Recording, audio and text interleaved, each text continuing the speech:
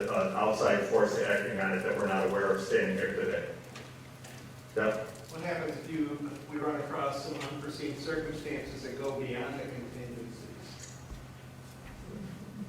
We would have to go back to the public and ask for permission to spend more money. I've never seen it happen on a public work project. But you can't, it's against the law to spend more than that. So you would have to come back and ask for more, and somebody would have to sit up there and explain to you that we found the biggest Tyrannosaurus bones ever in the middle of the hole, and it cost us $500,000 to move it, or whatever, and it would be certainly its own story. Yeah. You said you're going out to bid, are you sending them out to local companies? Yeah, so, For me, I don't want you bringing some company out of Syracuse to do plumbing and heating. So- They have plenty here. understood. So first of all, I'm not bringing anybody, just so, I got nothing to do with the bid. This is New York State public bid. So it's going to go to what we call bid houses, and the bid houses distribute the drawings and the bid invitation to literally thousands of contractors, okay?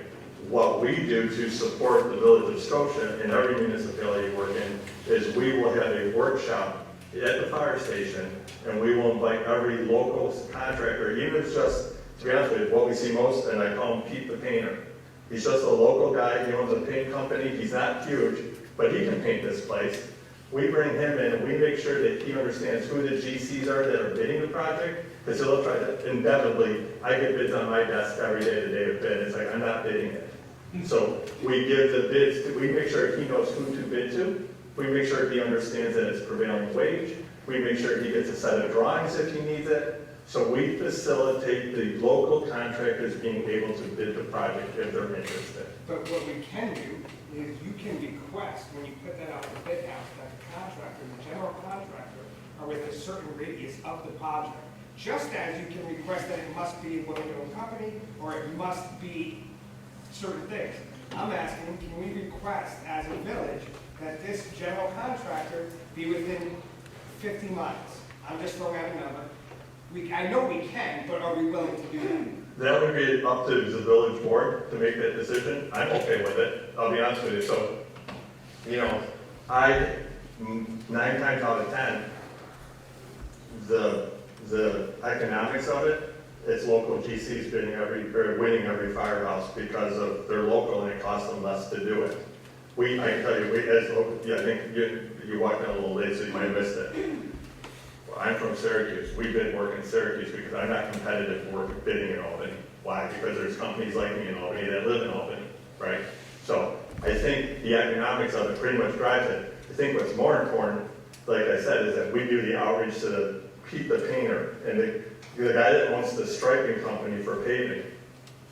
Let's make sure he knows how to pay, how to bid this project to the GCs that, that are available. We had, in Saratoga Springs, we had 7 GCs bid. They were all Albany-based guys. And I understand, but you write the RFP, that's what we're paying. I don't write the RFP, that's incorrect. The design team writes the RFP for review by the budget. But Steve, I don't think we're going to be allowed to choose somebody who's not the low bidder just because. No, that we can't do. No, you can't, but you can, You can do by little step. IFA goes by little I'm sorry? you're right, you can't just pick him because he's the closest, but when you put it in the bid house, the general contractor, you can put restrictions in there that they have to meet, such as women-owned or hazmat certified, or this, or must be a contractor. And then you would have to pick the lowest bidder who has met all those requirements of A, B, and C. Right, there, as an example. Douglas. As an example, in Saratoga Springs has a front end that says that if you are a prime contractor over $250,000, you have to have an apprenticeship program in place, an approved apprenticeship program. What that is, a fancy way of saying is you have to be union. And so if you want to put those types of conditions on, like union, like MWBE participation, certainly the board can decide to do that. I can tell you it will drive the price up. I'll use Saratoga again as an example. Tri-Valley Plumbing and Heating, which is a small local HVAC plumbing company that did multiple fire stations, Charlton, Burnt Hills, not Rotterdam, but done at least 3 or 4 of them, always very competitive, low bid on most of them. He's not a union plumber. He doesn't have an apprenticeship program. He's like, I can't bid it, Sean. And as we were talking about Global Foundries, it's eating up all of the big boys right now. So when we opened our bids in Saratoga for plumbing and HVAC, they were about 20% higher than what we had budgeted because of the lack of qualified candidates per the city's front end. I went to the city and said, do you understand that your apprenticeship program requirement is going to limit the bid field? They said, yes, that's what we want to do. We did City of Auburn. City of Auburn said, if you're not a licensed plumber or HVAC in the City of Auburn, you can't bid. There are only 6 plumbers in the City of Auburn. That's what they wanted to do. So it would certainly be up to the village if they would like to encourage local participation by narrowing that definition a little bit. That would be up to them. Yes, ma'am. I have a bunch of questions we will need to be here tonight, so would you prefer I just go rapid fire, or do you want to like take one, rotate, take one? No, we're okay. First question is, there are electric chargers currently in the parking lot. Yeah. Do those have to be relocated, and is there a plan to relocate those? And if so, are we going to ensure that that's actually on village property, not property they're losing from the church? So would you bring up that site plan, please? I think the answer is yes. Right now, we're schematic and design violence. I think what makes sense, okay? And if you ask me to, and I don't design the parking, but my thought is you have all of these spots available here along the building that are not the shared spaces with the church that we would utilize. Also here, obviously, the charging units would be close to a power source. They'd be protected from snowbanks and so forth. But I think it makes sense that we would be trying to work them down through this area here. Is the cost of relocating those included with the budget? for Yes. that? Yes, that would be, yes. The next thing is, it was clarified in last night's work session that the police parking lot land swap wasn't necessarily considered in the scope of this project specifically. So is there a chance that this project would go through and that deal would fall through, and if so, what would be the action if that happens? No, I think that the two actions are independent of each other. So let's go about it the other way. And I'm not sure I know the answer, so I'll just talk through it. If this project doesn't happen, and I guess it'd be a question to the board, if say the vote goes down, will you still be doing the land swap with the police? So the police, the parking area called municipal parking, but that parking area is going to get developed whether the project goes or not. It's its own separate entity. Am I saying that correct? Okay, so that will happen no matter what. And then the question would be whether or not this piece happens, because they've made the land swap arrangement so that obviously stewards can develop that site next that they want. Okay. Is that accurate? Okay. So, and then the converse is, if this goes through, but then that falls through, is that being considered, or are we just? Right now, they have a signed agreement that I don't think anybody could walk away from. Okay. Yeah, I think that's a signed agreement in place. Okay, And if it does remain no cost to the village, whether this project is approved or not. okay. Yeah. Some people expressed that they weren't getting responses to the municipal, the Yahoo email address. I mean, I do personally email it, but I've heard from people that they have to be getting responses to their questions. I checked, I'll be honest with you, I checked just before the last, I'm the one checking it. Okay. I checked right before the last forum. I did not check it. I was on vacation Thursday and Friday this week, or last week, I'm sorry. I haven't checked it, but it's certainly our intent to at least check it twice a week. I know I got on my breath. I've answered probably 15 emails. I printed them when I wrote down and I brought them with me, but we've answered probably 15 from there. It's our intent to answer at least twice a week to get onto that and make sure that they're being I just answered. know since the last forum and today, there are people who haven't Okay. gotten them. Some people have sent 3 emails. I never got a response. Which one, what was your question? It was back before the site was even chosen, so, Okay. I can't remember exactly what, I even asked at this point, but yeah, I never Okay. did get a response. If they're not getting responded to, I'm sorry, but I'm the one that's opening them up, looking, like I said, I tried to print, I printed the ones that we get, I write down what I responded with, but we will check it twice a week to make sure that is being followed up between now and the referendum, absolutely. Okay. I'm committed to doing that. The next question has to do with the next forum for June 2nd. That's marked as tentative. So is that happening, not happening? Is it moving? moving, what is the criteria for that to still be tentative at this point? I think the thought process behind that was based, to be honest with, on some input that we got tonight. And because I can tell you between now and June 2nd, nothing's going to change. We're not aware of anything that would develop that would change the presentation. And in the past, in other communities, I have been, why are you bringing me back when you have no new information? Well, some people couldn't make it, so we thought we'd do another one. And people were irritated in that. So we were going to talk after this forum to see if it was felt that another forum would be beneficial, or if the numbers of people that are coming are diminishing and we're not hearing from the community that they want that, then no, we wouldn't go through that effort again. So some of it based on like the exit poll information and things like that. Right. And Somebody did ask, are you planning on making that publicly available, or is that for your internal use to kind of determine the trajectory of the project? we did put, correct me if I'm wrong, I thought we put the exit poll is on the village website. The poll online, take it, but Oh. the results of the poll. is- The results of the poll, I'll definitely share, I will give to Maria, and we'll share tonight's polls, wherever they are, I have no problem hiding them. Okay. We're not trying to hide them.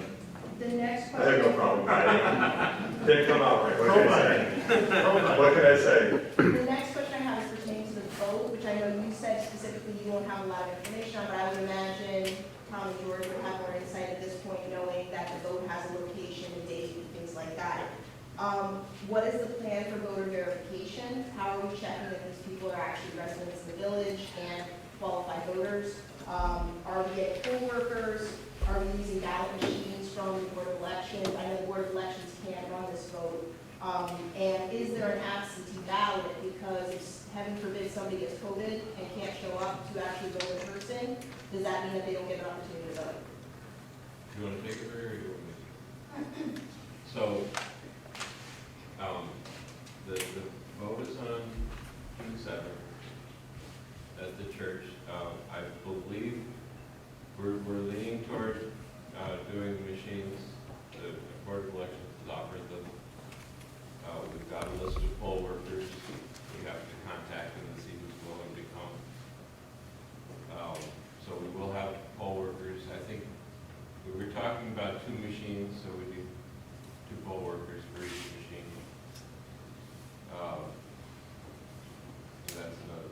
The absentee ballot? She asked about absentee ballot. That's nice. So, yeah, no, the registered voters, we'll have the same list that you have, that you sign when you go into, to vote in a regular election. So it's the registered voters will be in there, and you have to sign just like your signature is. So that's how it will be verified, and then that person will be given the ballot and stuff in the machine.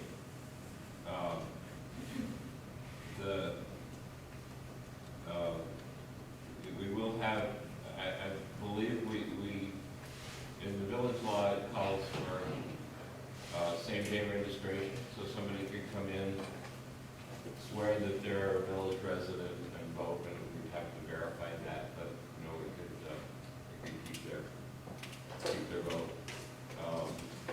You have to have been a resident for 30 days. But it's not like the general election where you have to be registered beforehand. And we will have absentee ballots. They'll be mailed out to everybody on the Board of Elections has a list that's of standing orders. So it will go out to them and anybody else who requests one.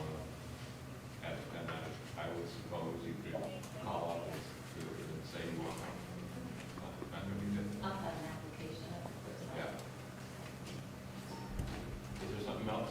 Not related to voting, that was the verification for the ballots and the. I just have one more question relating more so to the actual, floor plan of the project. I don't know if it's possible to go back to the slide with the firehouse, the grid, the chart that shows like first floor, second floor, and the itemized list of everything going on to it. I think before that, there we go. So there are a few things if you look at the second floor that I just wanted to understand why there are things that seem to be almost redundant. So you have a meeting room and then association meeting, and then you have kitchenette, and then you have, what's further down, day room slash kitchen. So I'm just wondering if you can speak to why all on the second floor you have this kind of replication of things happening. Okay, so let's, I guess maybe define the use of each room a little better, Yeah, right? yeah. So the meeting room is 895 square foot. That is primarily set for training, or it could be a large community event, could be an event like this that maybe can't fit in town hall, but the number one purpose for it will be for fire department training. Well, and that's the volunteer, social space, meeting space. And we have to interact for our meetings.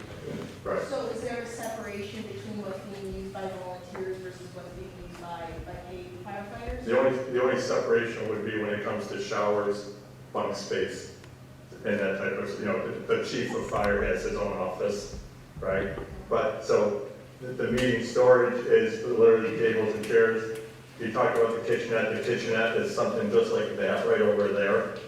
So it is if the day room kitchen is being utilized, which it will be for 3 meals every day, 365 days a year. If there's another event going on in one of the meeting spaces, there is a place where you can put a coffee maker, a small refrigerator, whatever it might be. But that is the idea of the kitchenette. So the association, which is the volunteer side of the department, has 240 square feet for their independent meetings. So if they cross over with training that is being done by the career side, there's a space to do that. Double bunk, those are rooms with 2 beds in them each. So right now, there's facilities that would sleep 6. Okay, so like when I'm looking at conference room, and then I see association meeting, and I see meeting room. Yeah, So does that mean to say that there could be 2 meetings happening at the same time? Correct. That's why we have 2 meeting rooms in the same building? correct. And So, then Village Hall on top of that, which might also have a meeting room. right, so one of the things that happen in the career stations that demand some of this additional, what you want to call it, administrator or meeting spaces, we can have training going on. We can have representatives from apparatus companies coming in that are making presentations. We can have people coming in to share updates on personal protective equipment, and they're talking about, my boots are better than their boots, or whatever it is they're talking about. But there are several business activities that happen that can concur at the same time within the paid departments. And that's why it has been good design practice and not, again, not Sean Foreign practice that we need to make this as big as we can make it.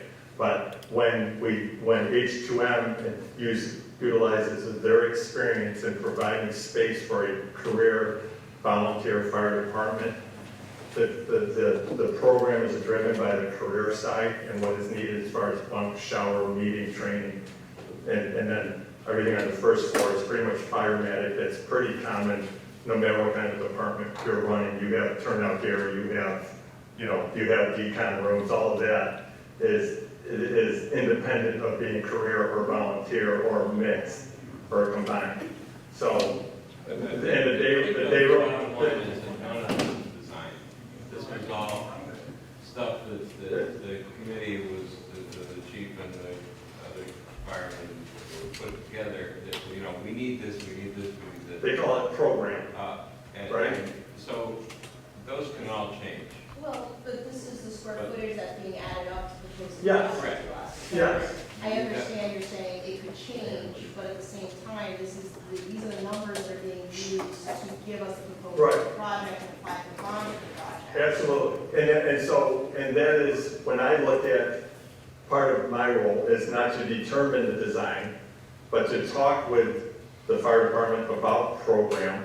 One of the things that we do if the project is approved, the fire department will go and tour multiple other fire stations and say, have you ever thought about doing your bunk space this way because it saves you square footage?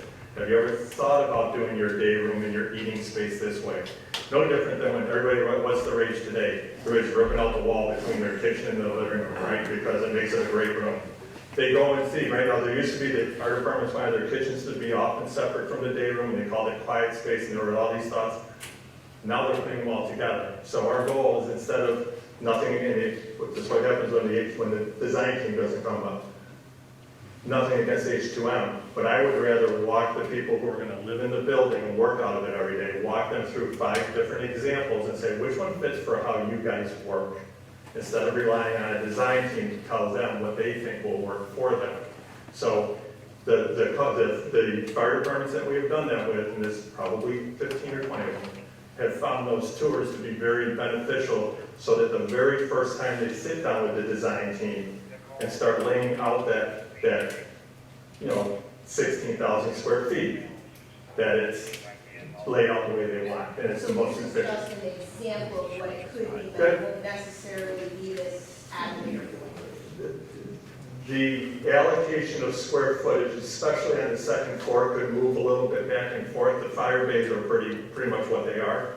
But yeah, if I can talk them into changing the day room and kitchen area, which is basically where they cook and where they eat, and where they sit down in a chair other than what you're sitting in.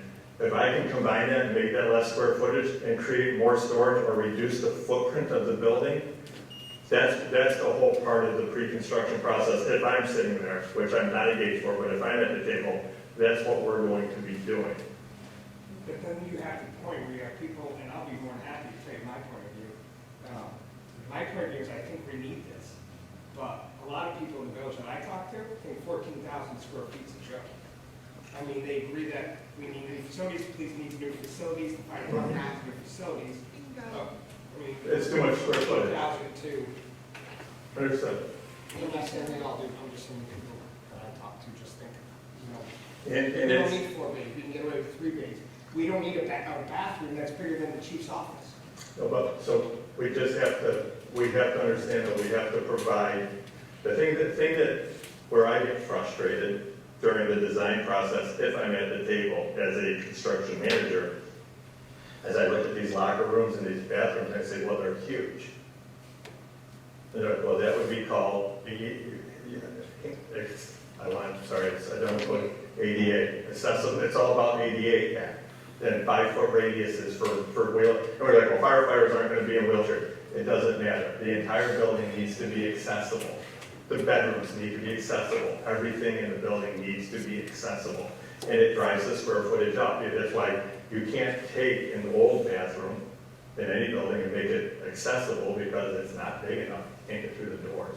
So unfortunately, it drives some of those. But we can go with 3 bays, we can have 1 ADA bathroom, we only 2 ADA bathrooms, not every bathroom has to be ADA. You can have 1, as long as it's on the first floor, you need 1 per floor.